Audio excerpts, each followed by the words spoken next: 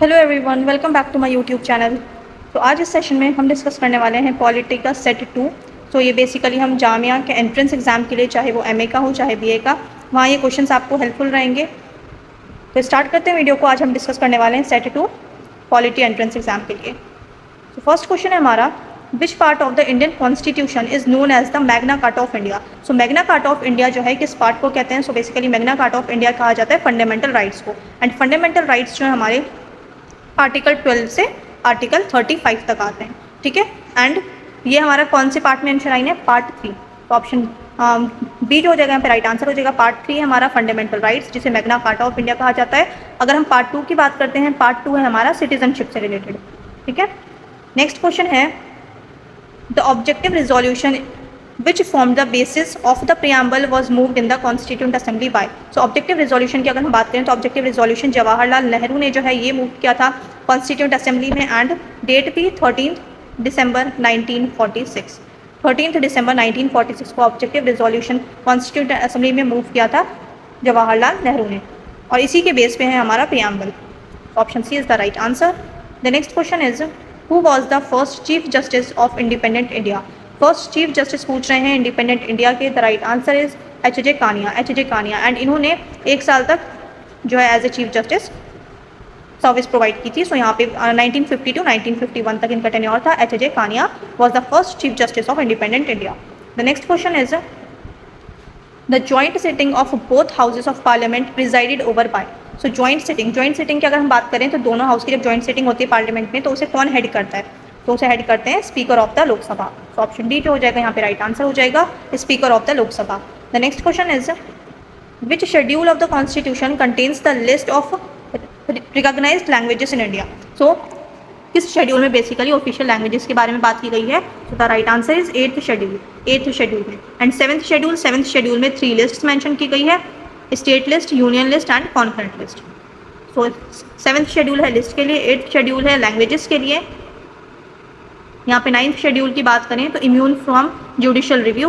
10th schedule है anti defection law, जो कि 1985 में ऐड किया गया था 52nd अमेंडमेंट एक्ट के तहत। ये इंपॉर्टेंट है, ये पूछ सकते हैं इस बार क्योंकि इलेक्शन हुए हैं हर जगह। तो ये एंटी डिफेक्शन लॉ 1985 में ऐड किया गया था by 52nd constitutional amendment act. Next है, who is known as the father of local government in India.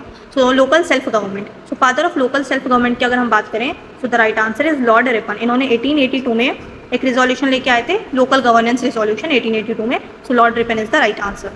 The next question is, the directive principles of state policy और DPSP are borrowed from the Irish constitution. So Ireland जो हो जाएगा यहाँ पे right answer हो जाएगा। वहीं अगर हम यूएसए की बात करें तो यहाँ से हमने लिया है प्रियम्बल का कॉन्सेप्ट, यहाँ से हमने लिया है जुडिशियल रिव्यू का कॉन्सेप्ट, ठीक है। नेक्स्ट है,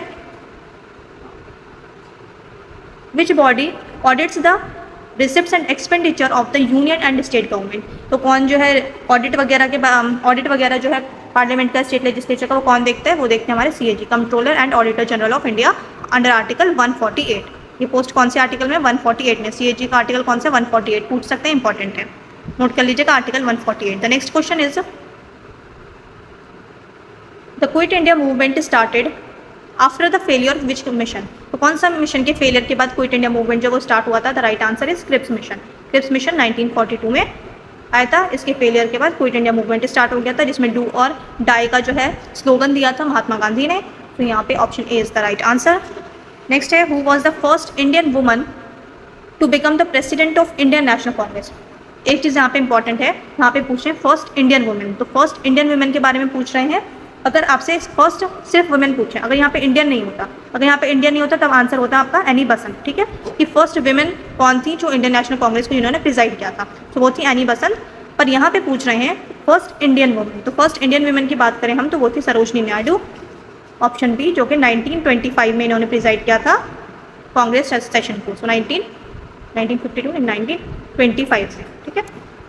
नेक्स्ट है, the international court of justice is located in. International court of justice, ये जो 6 मेन ऑर्गन्स हैं यूनाइटेड नेशंस के, उसका एक मेन ऑर्गन है international court of justice. And international court of justice located कहाँ है? ये है हेग में, हेग नीदरलैंड, ठीक है, नीदरलैंड में। एंड ये इंटरनेशनल कोर्ट ऑफ जस्टिस ये एक लौता ऐसा इंस्टीट्यूशन है, मतलब यूएन के जो 6 मेन ऑर्गन्स में से सिर्फ एक इंटरनेशनल कोर्ट ऑफ जस्टिस ऐसा है जो न्यूयॉर्क से बाहर है, मतलब जो न्यूयॉर्क में सिचुएटेड ना हो करके बाहर है, और बाहर का है नीदरलैंड में हेग में। बाकी जितने भी 5 प्रिंसिपल्स हैं यूएन के, यूएन जनरल असेंबली हो गया, यूएन सिक्योरिटी काउंसिल हो गया, इकोसॉक हो गया, तो ये सब कहाँ है, ये सब के सब न्यूयॉर्क में हेडक्वार्टर है।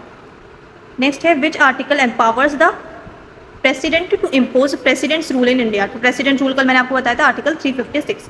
सो ऑप्शन बी जो हो जाएगा राइट आंसर हो जाएगा। नेक्स्ट है the Gadar party was founded bye.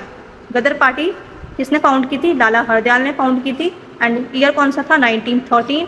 And important चीज़ पूछ सकते हैं कि कहाँ करी थी, ठीक है। तो ये पार्टी कहाँ फॉर्म हुई थी, 1913 में हुई थी, ये मैंने आपको बता दिया। ये हुई थी यूएसए में, सैन फ्रांसिस्को में। सैन फ्रांसिस्को में यूएसए में 1913 में लाला हरदयाल ने गदर पार्टी इस्टेब्लिश की थी।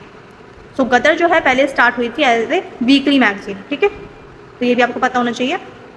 नेक्स्ट है which layer of the atmosphere contains the ozone layer. Ozone layer कौन सी लेयर में पाई जाती है, ओजोन लेयर जो है ये बेसिकली सन से प्रोटेक्शन देती है, यूवी रेज जो आती है सन की, तो उससे प्रोटेक्शन देती है। तो ये तो बहुत बेसिक चीज़ है। तो ओजोन लेयर बेसिकली पूछे कौन से लेयर में होती है, the right answer is stratosphere, option B is the right answer.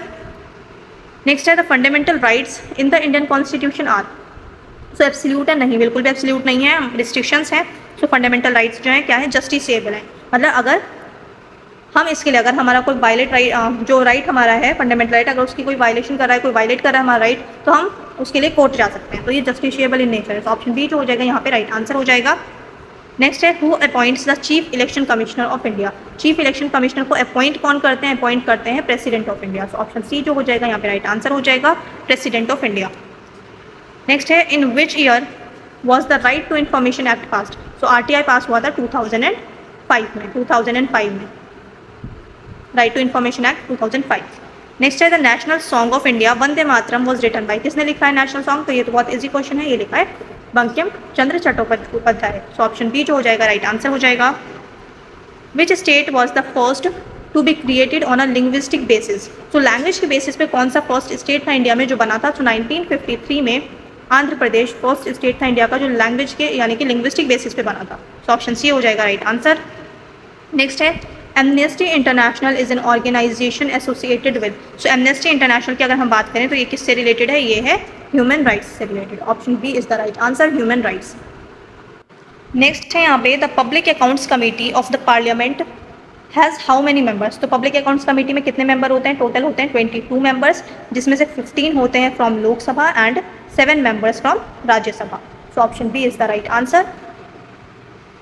Kyoto protocol, Kyoto protocol की अगर हम बात करते हैं तो इंटरनेशनल ट्रीटी है और ये किस लिए है, ये क्लाइमेट चेंज से रिलेटेड थी। Option B is the right answer.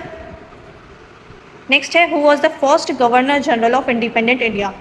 First governor general पूछ रहे हैं यहाँ पे इंडिपेंडेंट इंडिया के, तो लॉर्ड माउंटबेटन जो हो जाएगा ये राइट आंसर हो जाएगा। एंड अगर यहाँ पे पूछता है कि first Indian governor general, first या फिर लास्ट इंडियन गवर्नर जनरल, तो फिर आंसर होता सी Rajagopalachari.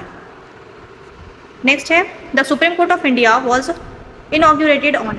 So the right answer is 28th January 1950. Option C is the right answer. Next है which Indian scientist is known as the missile man of India. So missile man of India किसे कहा जाता है, ये तो बहुत easy question है। The right answer is doctor APJ Abdul Kalam. तो आई होप आप लोगों ने अच्छे से प्रैक्टिस की होगी। चैनल पे आप लोग नए हैं तो चैनल को सब्सक्राइब कर लें, वीडियो अच्छी लगे तो वीडियो को लाइक कर दें। अब मिलते हैं नेक्स्ट सेशन में।